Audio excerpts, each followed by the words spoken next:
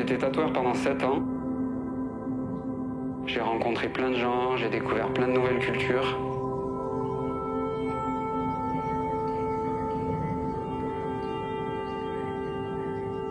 Mais en 2018, il s'est passé un truc hyper violent dans ma vie. J'ai fait un burn-out. Donc là, j'ai pas compris ce qui m'arrivait. Perte de tout contrôle et tout repère.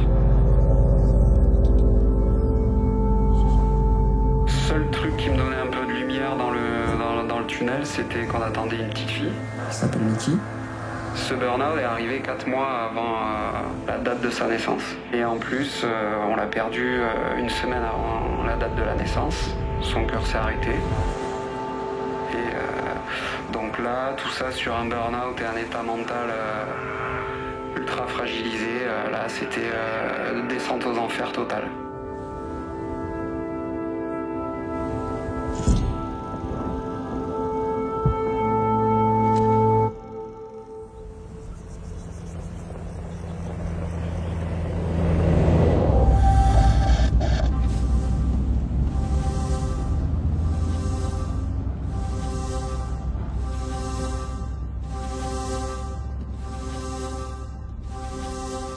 Ces 4 mois-là, j'étais libre comme l'air. En enfer, hein, mais libre comme l'air.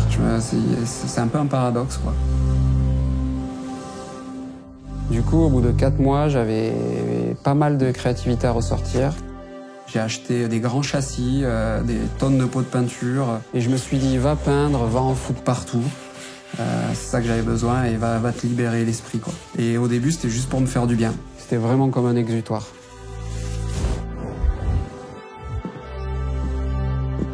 Et au bout de 6-8 mois, il y a des gens qui ont voulu m'acheter des peintures. C'était pas encore l'idée d'en faire un métier. En fait, c'était tellement le rêve pour moi d'être artiste libre comme ça que tu te dis ça pourra jamais être mon job, quoi. Et en fait, si.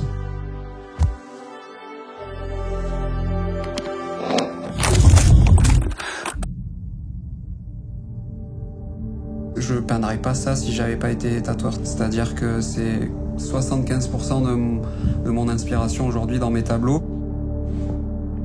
Je regarde aussi beaucoup de livres d'art, d'artisanat, les 70s, les clubs de moto, l'art amérindien et toutes ces choses-là font partie de mon univers. Le petit secret sur les titres de mes tableaux, ça vient beaucoup de chansons que j'écoute pendant que je suis en train de faire le tableau.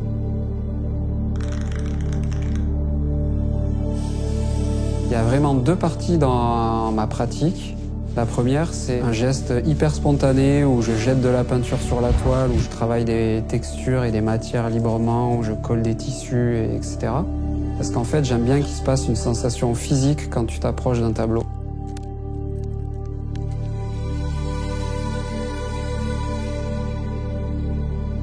Puis dans un second temps, il y a le sujet, que je travaille avec des dessins préparatoires, des croquis, de manière plus précise.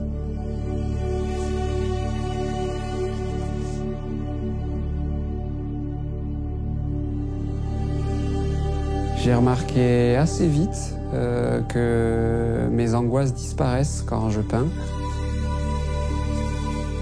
C'est clairement une thérapie qui me sort petit à petit des tourments des angoisses et tout. Ça, c'est clair et net.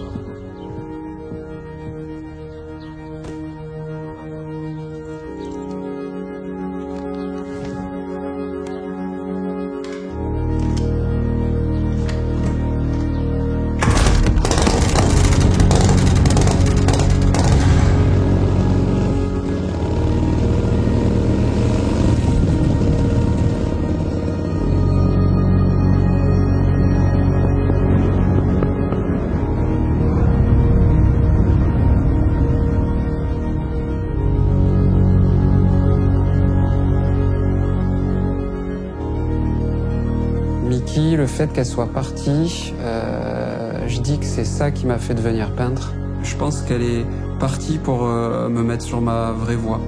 Et je pense que même les grands trucs sont à venir et quand certains vont arriver, je me dirai ouais, ça c'est grâce à Mickey.